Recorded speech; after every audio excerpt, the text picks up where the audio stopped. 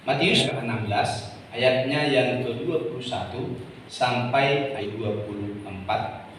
Sejak waktu itu Yesus mulai menyatakan kepada murid-muridnya bahwa ia harus pergi ke Yerusalem dan menanggung banyak penderitaan dari pihak tua-tua, imam-imam kepala, dan ahli-ahli Taurat, lalu dibunuh dan dibangkitkan pada hari yang ketiga. Tetapi Petrus menarik Yesus ke samping dan menegur dia, katanya, "Tuhan, kiranya Allah menjauhkan hal itu. Hal itu sekali-kali takkan menimpa engkau."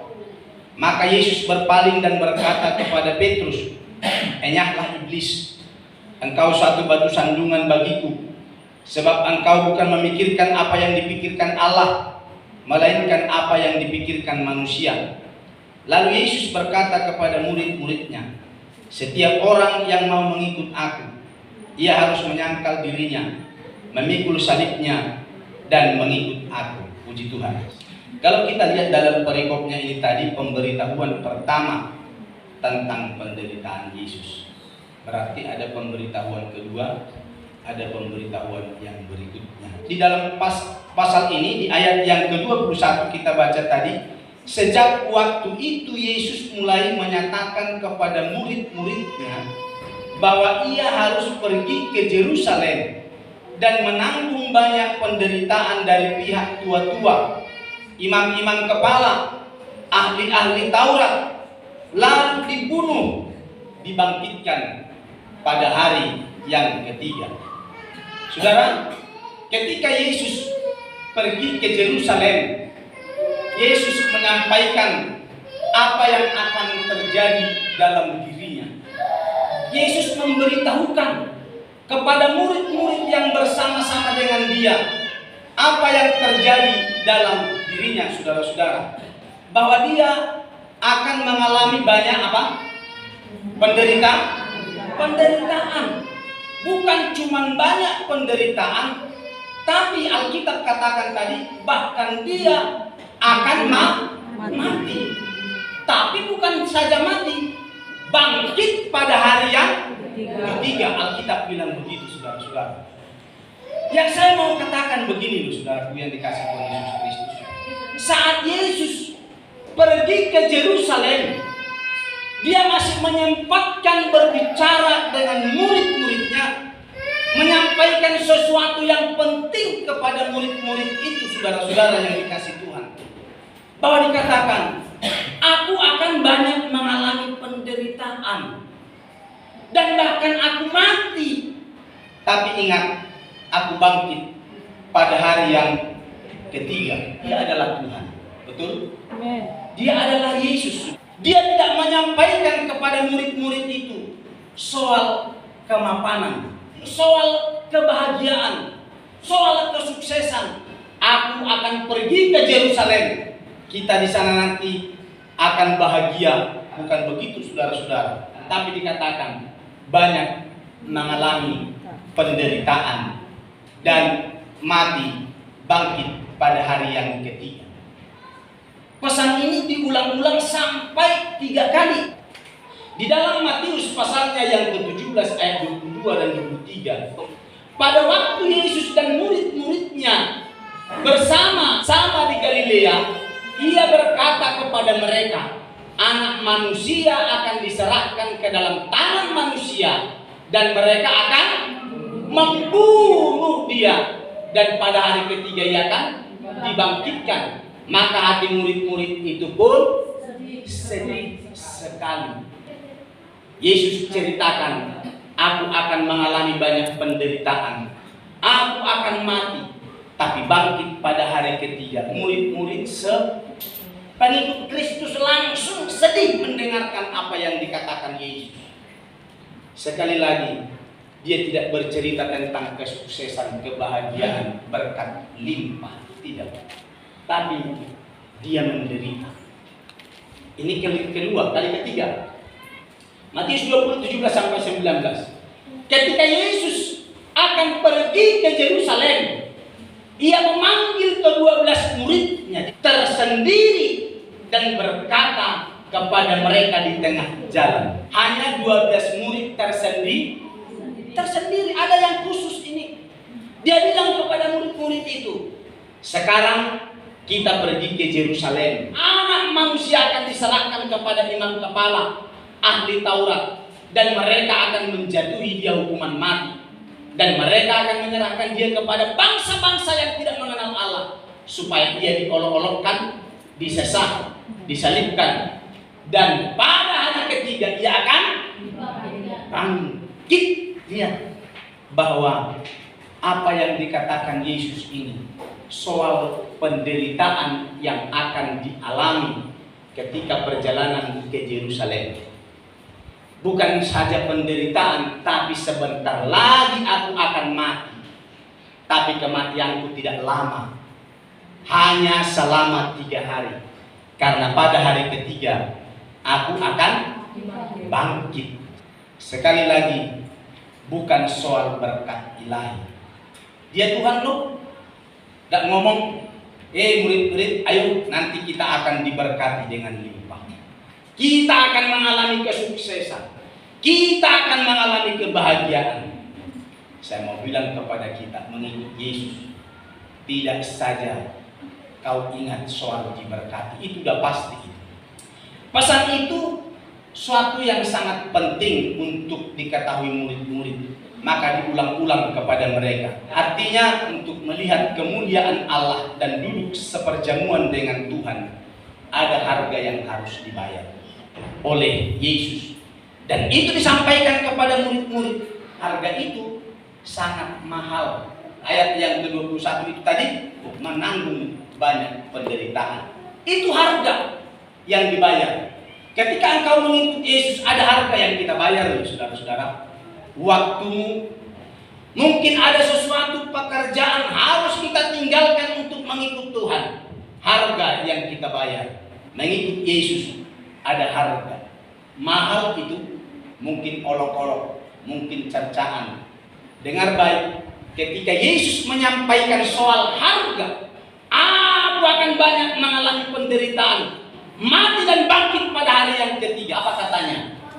Ayatnya yang ke-22 itu bilang begini. Tetapi Petrus menarik Yesus ke samping dan menegur dia. Katanya, Tuhan, kiranya Allah menjauhkan hal itu. Hal itu sekali-kali tak akan menimpa engkau. Puji Tuhan. Kekasih dalam Tuhan Yesus Kristus. Ketika Petrus mendengar apa yang dikatakan oleh Yesus itu, Petrus menarik Yesus dan menegur Yesus. Dia menyampaikan sesuatu kepada Yesus dan tidak mungkin itu terjadi bagimu. Menurut Petrus, dia adalah Tuhan. Dia adalah Allah. Dia tidak akan mengalami penderitaan seperti itu. Sakno kok Tuhan begitu, gitu saudara. Ya, Tuhan kok pencipta segala sesuatu dan pemilik segala sesuatu, kok malah mengalami penderitaan? Ya tidaklah Tuhan. Maka kata Petrus kepada dia, Tuhan, kiranya Allah menjauhkan hal itu. Hal itu sekali-kali tidak menimpamu. Pikiran Petrus bertolak belakang dengan apa yang dipikirkan oleh Yesus. Tidak sejalan, tidak sejajar pikiran Petrus dengan pikirannya Yesus itu. Dia Tuhan kok malah menderita. Tidak terjadi bagimu itu Tuhan. Yesus responnya gimana? Ayat yang ke-23 lihat. Maka Yesus berpaling dan berkata kepada Petrus, "Enyahlah iblis, engkau satu batu sandungan bagiku, sebab engkau bukan memikirkan apa yang pikirkan Allah, melainkan apa yang dipikirkan oleh manusia." Ketika Petrus berkata seperti itu kepada Yesus, mereka tidak sejalan pikirannya, tidak nyambung pikirannya, ya, bertolak belakang dengan Yesus. Maka Yesus bilang tadi di ayat yang ke-23 itu, ada 3 hal yang disampaikan Yesus kepada Petrus saat Petrus narik Yesus. Apa disampaikan? Yang pertama, enyahlah iblis. Petrus ini disebutkan oleh Tuhan adalah iblis. Bukan saya yang ngomong. Betul enggak? Ya. Betul saudara-saudara. Yesus bilang kepada Petrus, kau itu iblis Petrus. Petrus. Ternyata sekalipun dia manusia, muridnya Tuhan, Yesus berani bilang kepada dia, iblis kau itu Petrus. Kau kalau dibilang iblis tersinggung enggak? Lah, apalagi sama yang tua saya bilang, kau iblis ya, kau iblis. Marah enggak? Yesus bilang itu, iblis. Ini bukan pertama kali Yesus marah kepada orang-orang yang tidak sejalan dengan Yesus. Lihat Alkitab, berkali-kali Yesus kalau tidak sejalan dengan pikirannya, kalau tidak mau ikut dengan jalannya Tuhan, Yesus keras ngomong, kau itu iblis. Kepada Petrus dibilang itu, enyah kau iblis. Itulah sebabnya saya katakan bahwa firman itu tidak sekedar mengelus-ngelus. Kalau memang salah ya salah, benar ya benar. Tidak harus ditopang-topang, dibopong-bopong, saudara, supaya kita lebih baik. Tapi yang jelas Yesus bilang kepada Petrus, enyahlah iblis. Udah jelas kok Yesus bilang, aku akan pergi ke Yerusalem. Aku banyak mengalami penderitaan. Aku akan mati di sana. Aku akan bangkit pada hari yang ketiga. Tidak mungkin terjadi bagimu. Kau kan Tuhan. Iblis, kau kok tidak ngerti sih? Sudah lama kita bersamaan, tapi kamu kok masih seperti itu pikirmu? Kok tidak sejalan, kok tidak ngerti kebenaran sih? Itu saudara-saudara. Maka berani saja Yesus bilang, kau iblis. Sekali lagi, Yesus menegur dengan keras terhadap Petrus itu karena dia tidak mengerti maksudnya Tuhan. Lihat yang berikutnya, bahwa ini bukan pertama kali Yesus marah. Ya, Matius 12 ayat yang ke-34. Hai kamu keturunan ular beludak, bagaimanakah kamu dapat mengucapkan hal-hal yang baik, sedangkan kamu sendiri jahat kamu. Kalau pertama bilang iblis. Sekarang kamu ular beludak, bukan cuma ular biasa. Hai kamu keturunan ular beludak, bukan cuma ular, berarti bukan pribadinya, tapi orang tuamu itu juga ular beludak. Kan gitu kira-kira. Ngeri loh. Kan bilang keturunan ular beludak kan? Berarti orang tuanya sing diomong itu ular beludak juga. Hai kamu keturunan ular beludak, bagaimanakah kamu dapat mengucapkan hal-hal yang baik, sedangkan kamu sendiri jahat? Karena yang diucapkan mulut meluap dari hati. Ini disampaikan Yesus kepada orang Farisi. Orang Farisi ini guru. Dia adalah pengajar, pendeta, gitulah kira-kira. Keturunan ular beludak. Ahli Taurat loh. Orang Farisi yang lotok dengan kebenaran firman. Tapi toh juga bilang sama Yesus kepada mereka, kamu keturunan ular beludak. Kenapa dikatakan keturunan ular beludak? Karena kelihatan baik di luar, tapi hatinya jahat. Jahat loh mereka. Coba itu pasal 23 itu, kalau lihat itu orang Farisi, tampilanmu aja, casingmu aja baik, tapi dalamnya wah bobrok banget. Sama seperti kalau kita beli HP bekas, casingnya bisa bagus, tapi kau pakai 2-3 hari, wah tidak bisa lagi, udah diganti. Bapak Ibu kekasih dalam Yesus Kristus, kita biarlah jangan casing kita yang kelihatan baik, tapi semua harus baik. Amin. Luar dalam itu harus jadi baik. Ya harus jadi baik. Kalau enggak, kita ini sekalipun Kristen, kita ini ular beludak ini. Saya juga ular beludak. Itulah yang Yesus bilang. Ya, baik kepada Petrus, baik kepada Farisi, ahli Taurat itu. Hai kamu keturunan ular beludak. Mari kita lihat lagi Matius 21 ayat 12. Lalu Yesus masuk ke bait Allah, mengusir semua orang yang berjual beli di hadapan bait Allah. Ia membalikkan meja-meja penukar uang dan bangku-bangku pedagang merpati. Yesus marah itu di dalam bait Allah karena di sana ada pedagang-pedagang. Bukan soal berdagangnya yang dimarahi Tuhan, tapi mereka tidak lagi fokus kepada Tuhan. Ini ditegur sama Yesus. Kamu kok keuntungan toh yang kamu pikir? Ayo, kok kamu berubah? Kamu kamu cari Tuhan sih. Tapi mereka justru fokusnya dengan berdagangnya. Tidak salah lo berdagang itu kerja, karena Alkitab bilang kalau kamu tidak kerja jangan makan, laparo. Tapi mereka terikat di situ. Yesus bukan emosi, bukan. Tapi dia tahu apa yang menjadi prioritas. Amin. Itu loh. Harus kita mengerti apa yang menjadi prioritas. Apa yang utama. Kalau Yesus tegur keras, bukan berarti dia seorang yang tidak sayang. Justru dia sayang saat tegur supaya kembali kepada jalan yang benar. Kamu jangan fokus di situ. Ya jangan terikat di situ. Tapi kamu harus balik cari Tuhan. Coba lihat, sayangnya Tuhan di Wahyu pasalnya yang ketiga. Barang siapa ku kasihi ia akan tegur. Kalau saya bilang kepada si Petrus tadi, kamu iblis, kau ular beludak, dan meja-mejanya dibalikkan, bukan berarti dia tidak sayang, tapi justru sayang. Barang siapa ku kasihi ia ku tegur dan ku hajar. Belum dihajar lo malahan si Petrus. Belum dihajar itu orang Farisi Taurat itu. Sebab itu relakan hatimu dan berubah. Jangan bertahan begitu. Dibilang balik, jangan fokus dengan pekerjaanmu.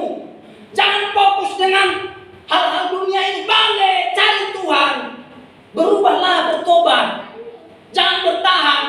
Ya kalau bertahan, jadi tegur teruslah. Kau ular beludak, kau iblis.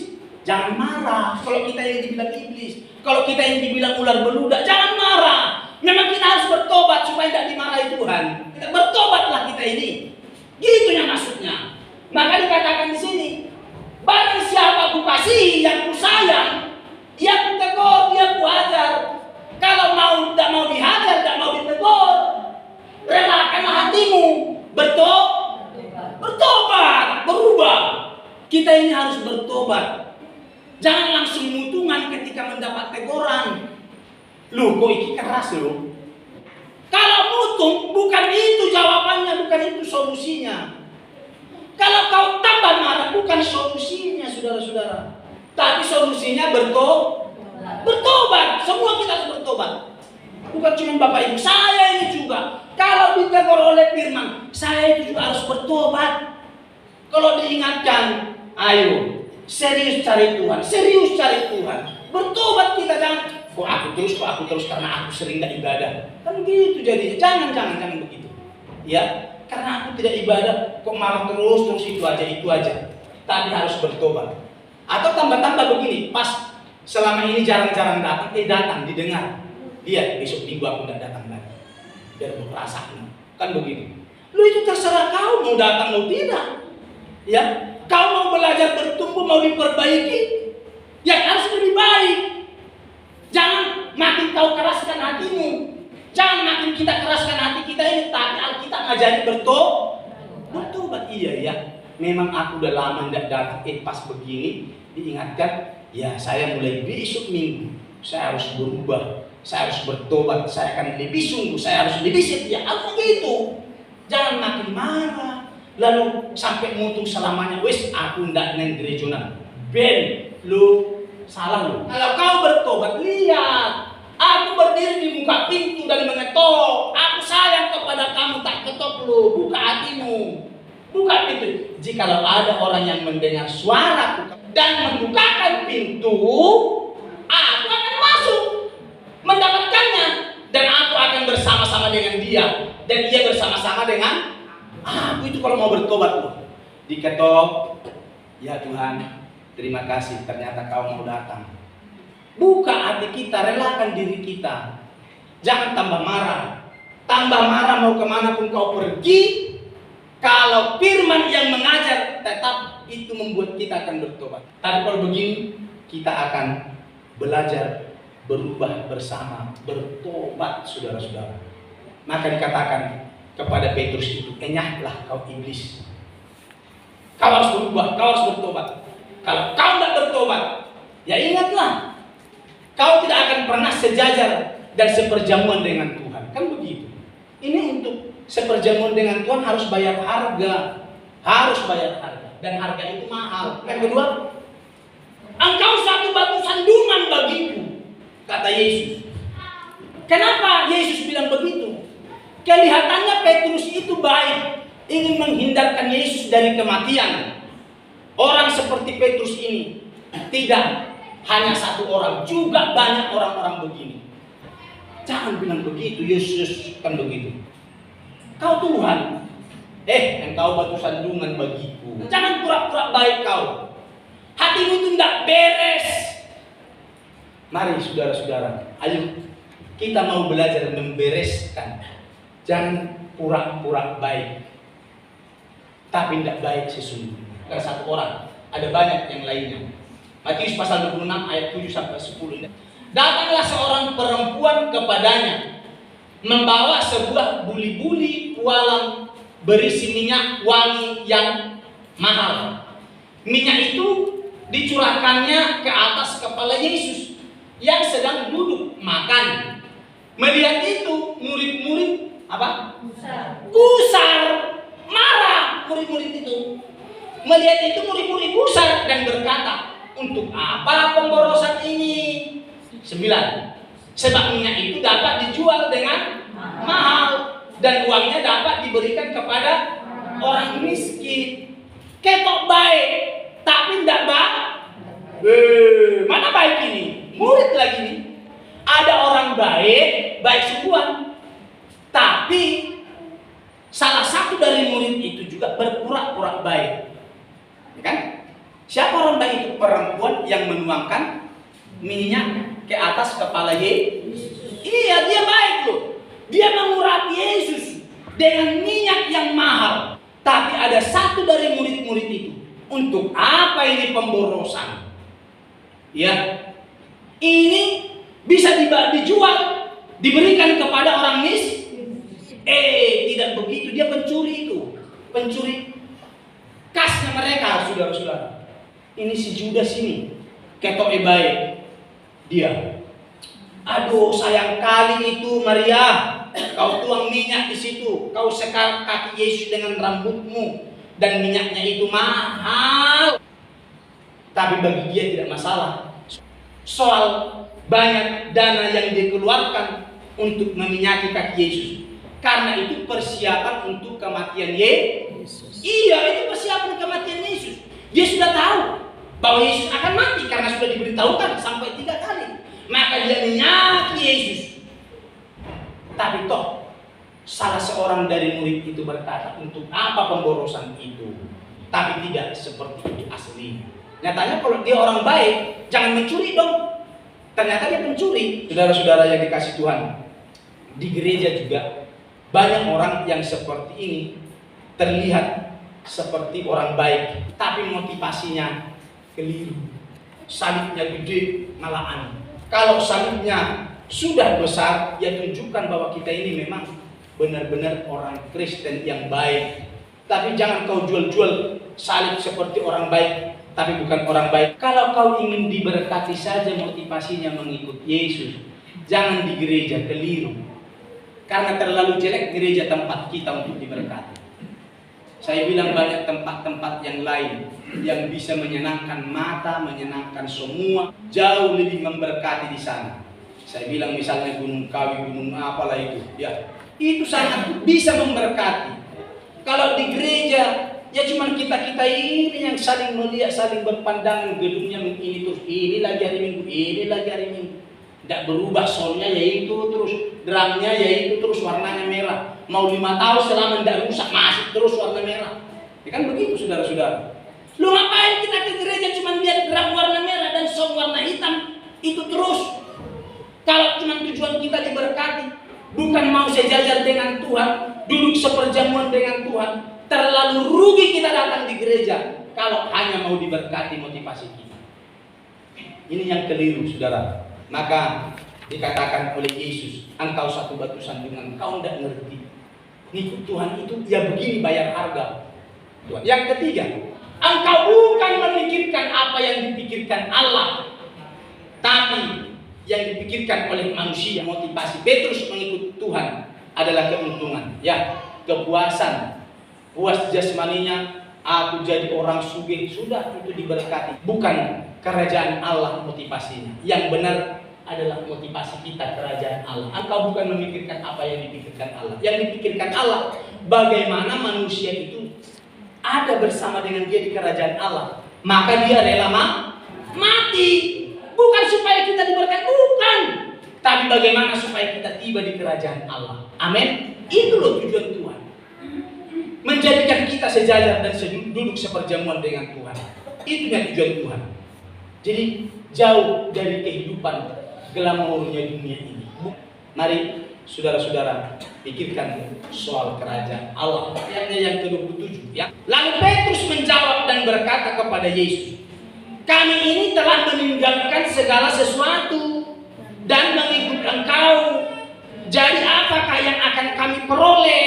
Nah coba, motivasinya ini loh, cuman keuntungan. Kau bukan mencari sesuatu datang kepada Tuhan, bukan mendapatkan soal berkat kepada Tuhan, tapi untuk duduk seperjamuan dengan Tuhan. Kita harus menjadi mempelainya Tuhan. Amin.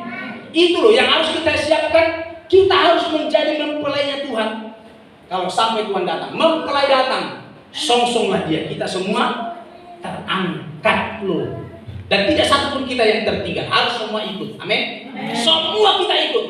Jangan satupun tinggal di bumi. Bukan cuma uang. Kalau uang itu tidak ada di surga besok, tinggal kok. Kalaupun ada uang kita nanti banyak, besok datang Tuhan. Uangmu yang ratusan juta miliaran itu akan tinggal itu, tidak mau bawa, betul? Kau ada emas besar-besar pun di kalung, kau kalungkan, kau gelangkan di kaki, kau buat di jarimu, itu pun saat tidak ikut tinggal. Amin. Tinggal itu, tinggal. Tidak ada di surga begitu. Tinggal. Tidak satu pun kita bawa itu. Tinggal. Ya betul, hanya pujian sembah Tuhan. Itu yang ada saudara-saudara. Sekarang, supaya kita melihat kemuliaan Allah dan duduk seperjamuan dengan Tuhan, kita lihat ayat yang ke-24. Bacakan Yesus. Lalu Yesus berkata kepada muridnya, setiap orang yang mau mengikut aku, ia harus menyangkal. Iya, setiap orang yang mau ikut aku, ia harus menyangkal dirinya, memikul salibnya, dan ikut aku.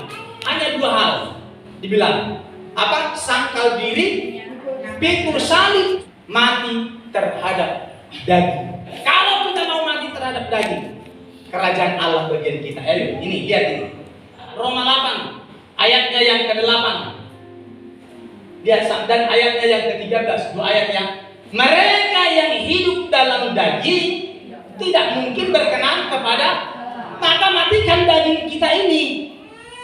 Jangan hidup dalam daging, jangan hidup dengan selera kita. Supaya kita berkenan kepada Allah, matikan selera dan daging kita ini. 13-nya, jika kamu hidup menurut daging sesuai seleramu, selera kita, kamu akan mati. Kita tidak bisa sejajar dan seperjamuan dengan Tuhan kalau kita hidup dalam daging. Jika oleh roh kamu mematikan perbuatan-perbuatan tubuhmu, kamu akan hidup. Matikan perbuatan daging kita ini. Karena daging tidak ada di surga itu. Ya, puji Tuhan. Akal diri, pikul salib, itu menjadi bagian kita. Matikan selera daging kita ini, maka kita akan hidup. Tuhan Yesus berkata.